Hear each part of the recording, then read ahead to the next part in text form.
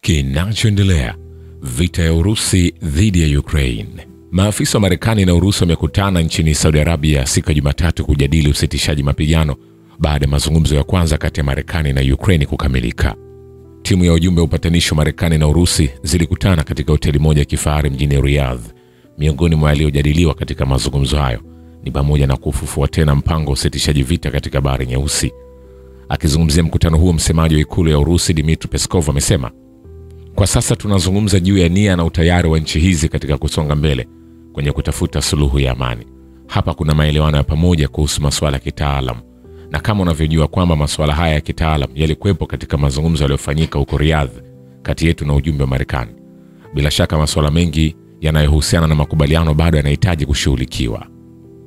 Mapema Jumatatu, waziri wa ulinzi wa Ukraine Rustem Umerov alisema duru ya kwanza mazungumzo ambayo ilikamilika Jumapili jioni ilikuwa yenye tija na kutoa mwelekeo chanya.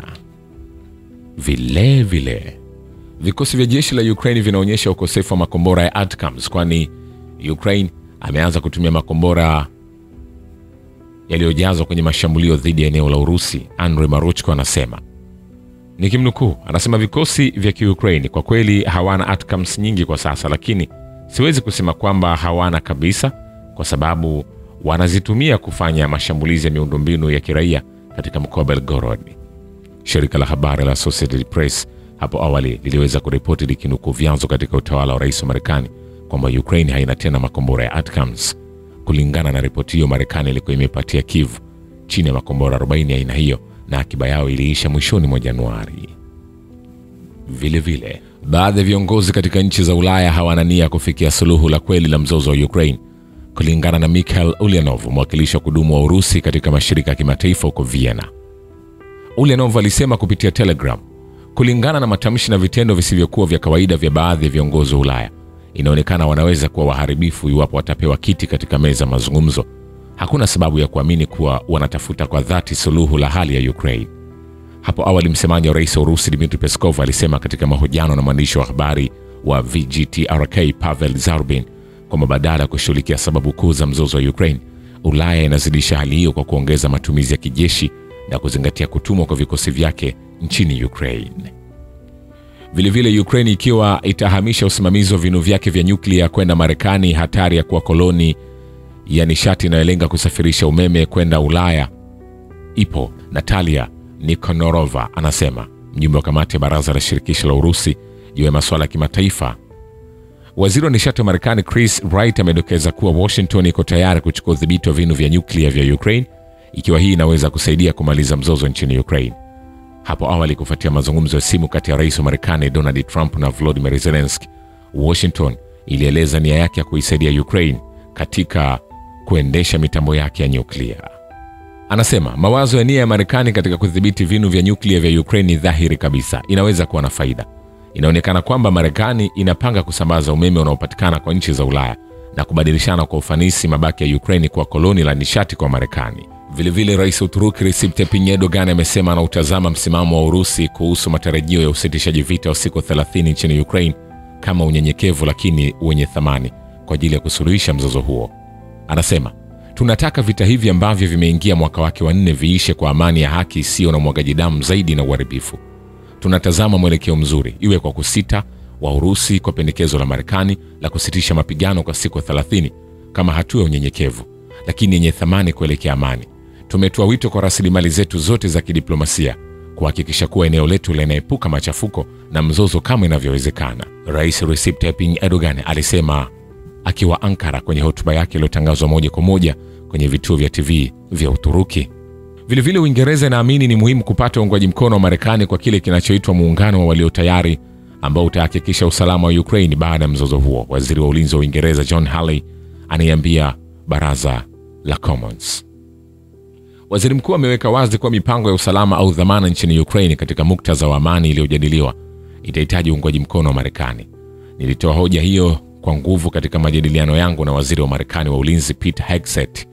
Kazi yangu sasa kama waziri wa ulinzi ni kuiweka Ukraine katika nafasi imara zaidi kwa kuendeleza msaada wa kijeshi wa Uingereza na kuhimiza mataifa mengine kufanya zaidi na kuendeleza pamoja na Ufaransa mipango ya msaada wa kimataifa kuweka usalama muda mrefu wa amani yoyote nchini Ukraine. Waziri wa ulinzi wa Uingereza aliongeza. Vile vile, gazeti la Izvestia limeripoti kifo cha mwandishi wake Alexandra Fedochak katika eneo maalum la operation ya kijeshi. Mwandishi wa Izvestia Alexander Fedochak inaelezwa kwamba alifariki katika eneo maalum la operation ya kijeshi. Hii ilijulikana Jumatatu Machi 24. Maelezo ya tukio hilo yanafafanuliwa. Taarifa iliyochapishwa kwenye tovuti ya shirika hilo ilisema mwandishi huyo alifanya kazi katika mwelekeo wa Kupiansk wa mkoa Kharkov, gazeti hilo liliongeza. Hayo yakiendelea, vikosi vya kundi la kivita la Urusi Magharibi limeharibu vituo 10 vya mawasiliano vya satellite ya Starlink na vituo 25 vya jeshi la angani visivyo na rubani ndani ya saa 24 zilizopita, wakati wanajeshi wa Ukraine wamejisalimisha. Mkuu wa kituo cha waandishi wa habari cha kikundi cha vita Ivan Bigma anasema kulingana na yeye, walinda anga wa kundi la vita vya Magharibi pia wameangusha drone 51 za mrengo usiobadilika. Zaidi ya hayo, vikosi vya wanajeshi vya Ukraine vimepoteza jukwaa la robot na timu 13 za silaha. Vile vile, Volodymyr Zelensky hivi majuzi amerejelea mwaliko wake kwa makamu wa rais wa Marekani JD kutembelea Ukraine, lakini hakupata jibu. Kulingana na mahojiano ya Zelensky na jarida la Time katika simu ya hivi majuzi, alipendekeza kwamba JD afikirie upya uamuzi wake wa kutotembelea Ukraine hadi mzozo wa kivita utakapomalizika.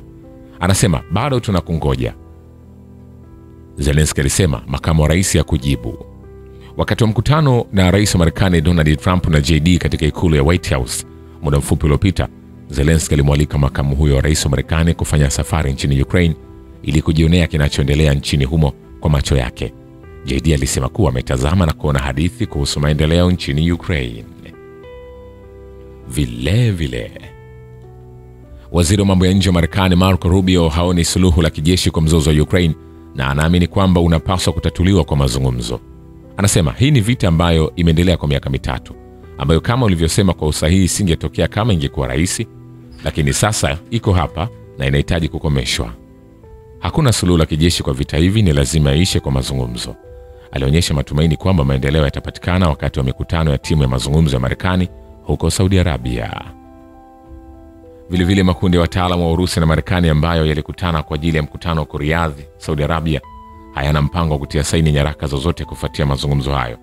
Waziri wa habari wa rais wa Urusi Dmitry Peskov anasema hapana, hakuna nyaraka zilizopangwa.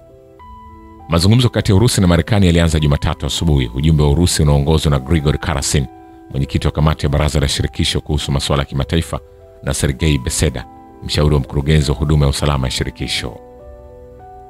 Hayo yakiendelea, mazungumzo ya leo kati ya wajumbe wa Urusi na Marekani ambayo yanaendelea katika mji mkuu wa Saudi Riyadh yatakamilika mara pande zote zitakapokubaliana juu ya taarifa ya pamoja. Chanzo katika ujumbe wa Urusi kinasema mashauriano yanatajwa kumalizika hivi karibuni. Wapatanishi wanajaribu kukubaliana juu ya taarifa ya pamoja, mwisho wa kumnukuu. Vile vile, makundi ya wataalam kutoka Urusi na Marekani kwa sasa yanakamilisha mashauriano yao huko Riyadh. Mmoja wa ujumbe wa Urusi, mwenyekiti wa kamati ya baraza la shirikisho kuhusu mambo ya nje Grigor Karasin, anasema mazungumzo yanahitimishwa. Aliwaambia waandishi wa habari katika simu. Mkutano huo unafanyika bila watu katika hoteli ya The Ritz-Carlton huko Riyadh. Vile vile, mazungumzo ya Ulaya kuhusu kutuma ujumbe wa kulinda amani nchini Ukraine ni yakina, jaribio tupu la kujaribu kutuma ushawishi wake uliokwisha sasa. Gianandrea Gian, mchambuzi wa kijeshi na muhariri mkuu wa tovuti habari ya Analyst Defesa, anasema shukrani kwa Babu Kivita na Historia ya Dunia. Mimi ni Richard Shio, The Rich Voice. Ni follow Instagram na TikTok kama Rich Voice Official. Asante.